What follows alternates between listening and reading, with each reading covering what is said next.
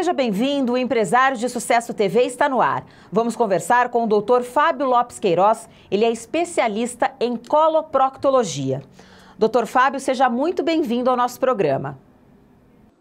Muito obrigado, Karina. É uma honra estar aqui participando desse programa com você. E um prazer muito grande. Doutor, conta um pouquinho do início da sua trajetória profissional e como foi a escolha da especialidade da coloproctologia. Bem, eu sempre gostei muito, Karina, de cirurgia. Então, durante o curso de medicina, sempre me dediquei à área cirúrgica. Inicialmente, eu fiz uma residência médica em cirurgia geral e dentro da cirurgia geral, a coloproctologia foi, assim, a especialidade com a qual eu mais me identifiquei, porque ela tem várias áreas de atuação, desde cirurgias pequenas, cirurgias grandes, exames. Então, é uma especialidade muito completa. O médico recebe o paciente no consultório, faz os exames complementares que são necessários dentro da especialidade e, quando houver necessidade, ele pode também operar esse paciente, fazer o tratamento cirúrgico das patologias coloproctológicas. Doutor Fábio, quando a gente fala coloproctologia, desperta muitas dúvidas do que exatamente esse médico faz. Conta pra gente, do que ele trata? Olha, isso é muito comum, às vezes, mesmo entre profissionais da área de saúde, há uma confusão na especialidade. Não é uma especialidade recente, mas é uma especialidade que tem crescido muito ultimamente, daí talvez o motivo da confusão. A coloproctologia é a especialidade que vai tratar das doenças ou dos problemas do trato digestivo inferior, ou seja, do intestino grosso, envolvendo o cólon, o reto e o ânus. Então, essa é a área de atuação do coloproctologista. Em geral, é um profissional que fez uma residência em cirurgia geral e depois da cirurgia geral, ele se dedicou mais 2 ou 3 anos focado somente nesses órgãos. Muitos anos de estudo, então, né? Muitos anos, 5 ou 6 anos depois da faculdade, só para especializar em coloproctologia. E quais são as suas principais áreas de atuação dentro da especialidade? Então, eu atuo na coloproctologia de uma forma geral, mas em especial eu tenho um foco muito grande nos tumores, os tumores do cólon e os tumores do reto. E dentro desse espectro, a gente então atende o paciente fazendo a colonoscopia, que é o exame para fazer o diagnóstico, e depois o tratamento cirúrgico desses pacientes também. Atualmente, a gente tem muitas ferramentas que têm nos ajudado bastante a conduzir da melhor forma possível o tratamento desses pacientes. É exatamente isso que eu ia perguntar agora. Como é que a tecnologia beneficia cirurgias, que é o caso da cirurgia robótica? Então, Karina, hoje em dia nós temos uma questão muito importante que começa desde o diagnóstico. O colonoscópio é um aparelho que faz um exame do intestino grosso. Hoje nós temos aparelhos extremamente modernos que fazem quase que um exame microscópico das lesões do intestino, podendo fazer um diagnóstico muito preciso e muitas vezes até resolver alguns problemas, como os pólipos, que são lesões benignas do intestino, através da colonoscopia, sem precisar de uma cirurgia. Quando os pacientes, então, precisam de um tratamento cirúrgico, a técnica cirúrgica evoluiu muito nos últimos anos. Desde a laparoscopia, que surgiu nos anos 90, que você pode fazer o tratamento cirúrgico dos pacientes sem abrir o abdômen, como se fazia no passado, e agora, mais recentemente, felizmente, nós tivemos a oportunidade de introduzir na nossa prática diária a cirurgia robótica, que trouxe uma série de novos benefícios, como, por exemplo, instrumentos que fazem movimentos que a mão humana não consegue fazer, permite uma visão muito melhor, um controle cirúrgico muito melhor e, com isso, trazendo, então, benefícios para os pacientes. Doutor, como detectar qualquer problema intestinal? Ou seja, quando é que deve acender o alerta para procurar um especialista? E outra pergunta, qual que é a importância de realizar a colonoscopia?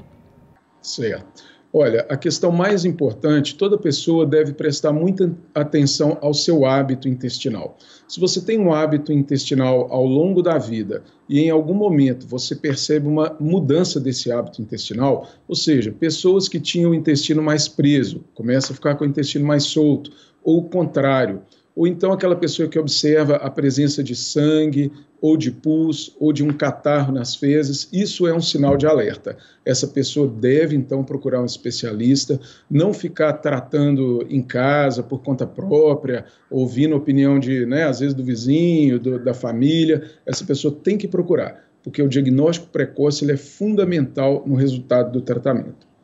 Quanto à sua segunda pergunta, em relação à colonoscopia, hoje em dia, a colonoscopia é um exame indicado para todas as pessoas a partir dos 45 anos de idade.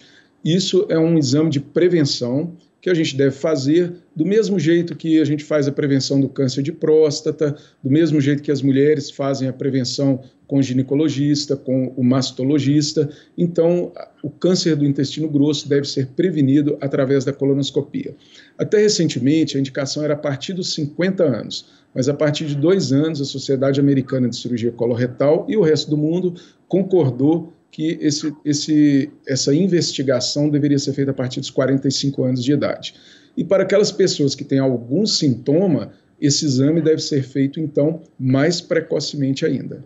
Quem tem histórico de câncer no intestino na família deve redobrar a atenção, deve procurar fazer esse exame ainda mais jovem? Sim, quem tem história de câncer na família tem que fazer esse exame mais precocemente. Por quê? O câncer coloretal ele tem um aspecto hereditário muito importante, ou seja, pessoas que têm na família parentes de primeiro grau com câncer de intestino têm uma chance aí de 3 a 4 vezes maior do que a população em geral de também ter um câncer de intestino. Então, essas pessoas têm que procurar o atendimento mais precocemente.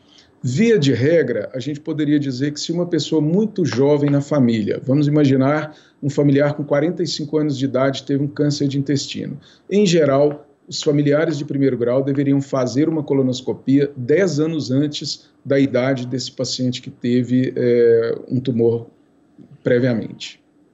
Quais são os benefícios de manter uma rotina de exercícios? Eu acrescento aqui também uma alimentação saudável, também pensando na prevenção dessas doenças. Certo. Isso, Karina, é de extrema importância. Cada vez mais os estudos da área médica têm mostrado que uma alimentação adequada ela é fundamental na prevenção de inúmeras doenças. E para o intestino grosso trabalhar bem, ele precisa de uma dieta rica em fibras, uma dieta com água, uma dieta regular, isso é fundamental. Isso vai reduzir, por exemplo, a incidência de câncer de intestino, vai reduzir a incidência de doenças funcionais, como constipação, diarreia, e também da doença diverticular. Então, é fundamental que todas as pessoas tenham uma alimentação saudável, regrada, reduzir o índice de alcoolismo, de tabagismo, aumentar a ingestão de fibras, isso é fundamental. E a atividade física vem complementar esse benefício. Ela também traz vários benefícios e contribui para a redução de todas essas doenças do intestino grosso. Doutor, e o que o senhor considera importante na gestão da carreira médica, né? Como é que se preparar psicologicamente e economicamente para uma futura aposentadoria? Olha, eu acho que esse é um aspecto muito importante da vida médica, porque o médico entra muito cedo na faculdade, sai da faculdade, vai para uma residência e depois ele já vai trabalhar e às vezes não tem um tempo adequado para pensar nisso. Então, eu acho que é fundamental na carreira médica. Primeira coisa é uma formação técnica adequada. Então, ele procurar uma boa faculdade, fazer uma base teórica muito boa. Depois ele fazer uma boa residência médica e depois ele se manter sempre atualizado. Eu acho que isso é fundamental para o médico. Tem que estar sempre atualizado, não só na sua área específica, mas também ele tem que se manter atualizado naquelas áreas correlatas à sua área de atuação. Porque o corpo humano ele não funciona isoladamente. Então, é fundamental que o médico esteja sempre atualizado. Um outro aspecto que eu considero de extrema importância é o tratamento personalizado para cada paciente. Hoje o mundo tem caminhado muito para esse caminho de fazer as coisas muito igual para todo mundo.